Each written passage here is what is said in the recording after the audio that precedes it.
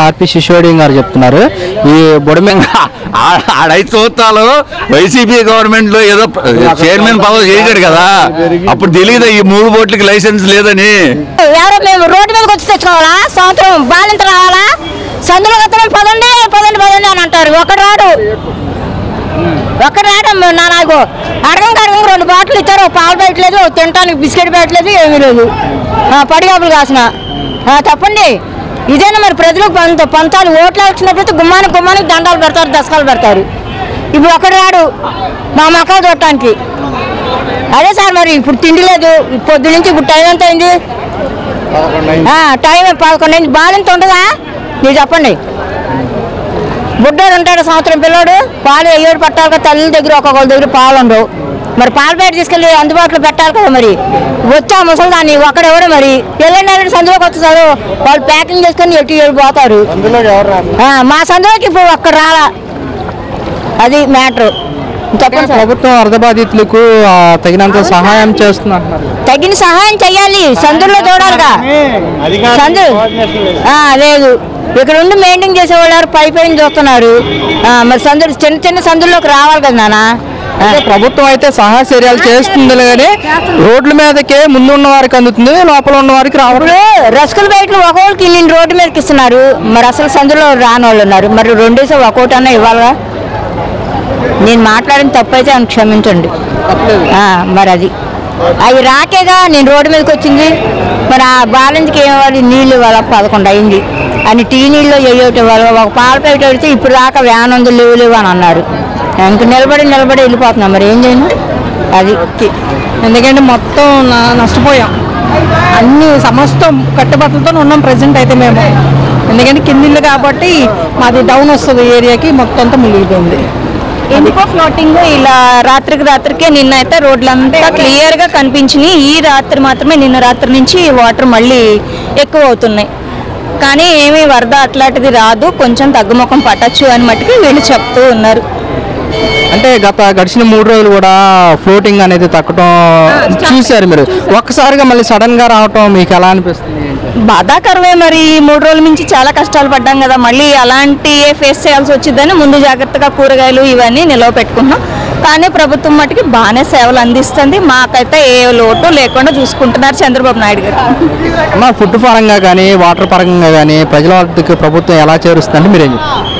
చిన్న బోట్ల ద్వారానండి వాటర్ కానీ, ప్రొద్దుట పాల ప్యాకెట్లు కానీ, చిన్నపిల్లలు ఉన్నారా అని అడిగి కానీ వాళ్ళ సేవల వరకు వాళ్ళు నీట్గానే బాగానే అందిస్తున్నారండి. మా వద్దకు అన్ని చేరుస్తున్నారు. ఒక్కడు ఏమి ఇవ్వట్లా, ఇక్కడ వరకే పంచుతున్నారు చెప్తే లోపల నీళ్ళు ఉన్న వరకు ఒక వాటర్ బాటిల్ కూడా ఇవ్వట్లా. మనటి వరకు ఎప్పుడూ ఇవ్వాలి, ఇంతవరకు అప్పుడు ఇక్కడ పంచుతున్నారు, ఇక్కడ ఊళ్ళో వాళ్ళు మొత్తం తీసుకెళ్తున్నారు. ఇక్కడ లోపలికి వచ్చి ఎవడూ ఇవ్వట్లే.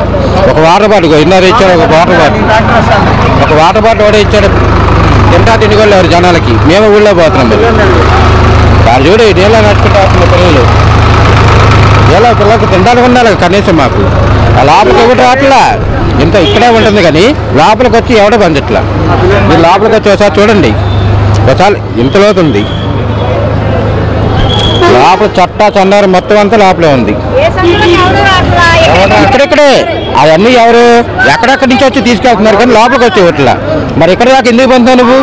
ఎందుకు లోపల ఉన్నోడికి ఇవ్వు, ఉపయోగం ఏముంది? అవును కాదా? అది పరిస్థితి చాలా దారుణంగా ఉంది. లోపల ఉన్నది అందటం లేదు, ఆహారం నీళ్ళు అందట్లా.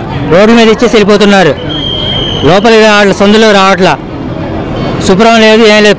పైన రోడ్ల మీద శుభ్రం చేస్తున్నారు, లోపల రావట్లేదు. లోపలంతా పిల్లిలు కుక్కలు చచ్చిపోయి లోపల ఉన్నాయి, ఇళ్ళ ఎదురుగుండా.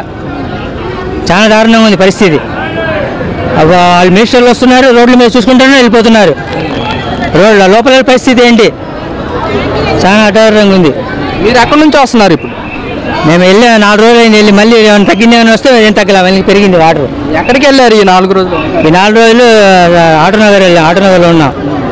మా చుట్టాలు 2 రోజులు ఉంటాం అక్కడ. ఇల్లు నింపే సామాన్లన్నీ కొట్టుకుపోయింది, ఏమీ లేవు. సార్ మీడియా వారికి అలాగే ప్రభుత్వాలకి మేము ఒకటే వినియోగించుకుంటున్నాం.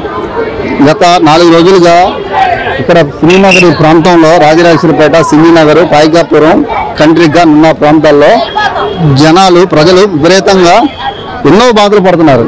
వాటర్ ఫ్లడ్ ఈ రోజులు తగ్గింది అనుకుంటే ఈ రోజు మార్నింగ్ నుంచి మళ్ళీ ఫ్లడ్ పెరిగింది. దాదాపు 3 అడుగుల లోతు పెరిగింది.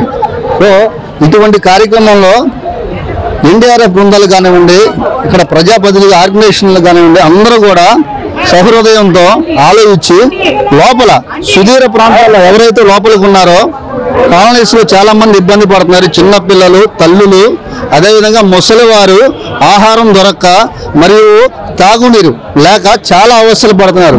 మనం కనిపించేది సింగనగర్ ఏరియా మాత్రం ఒడ్డు వరకే ఉన్నాం. చేసే సేవలు కానీ వాటర్ బాటిల్స్ కానీ ఇక్కడ వరకు ఇస్తున్నారు. సుదూర ప్రాంతాలంటే లోపలికి ఒక 2 కిలోమీటర్ల లోపలికి మనం వెళ్ళగలిగితే లోపల కాలనీస్ లో ముసలివారు అలాగే చిన్నపిల్లల తల్లులు చాలా ఇబ్బంది పడుతున్నారు. అవస్థలు కనీసం వాటర్ సదుపాయం కూడా లేదు. అక్కడ దాకా ఎవరు పోవట్లేదు. ఒడ్డు మీద మాత్రమే ఒడ్డు మీద ఉన్న వాళ్ళే తీసుకొని బస్సాలు వాటర్ బాటిల్స్ కానివ్వండి, ఫుడ్ ప్యాకెట్లు కానీ తీసుకొని ఇక్కడ తిని వేస్ట్ చేస్తున్నారు తప్ప అందాల్సినటువంటి బాధితులకు లోపల ఉన్నటువంటి నిజమైన బాధితులు ఎవరైనా వారికి మాత్రం ఎటువంటి సహాయం అందట్లేదు.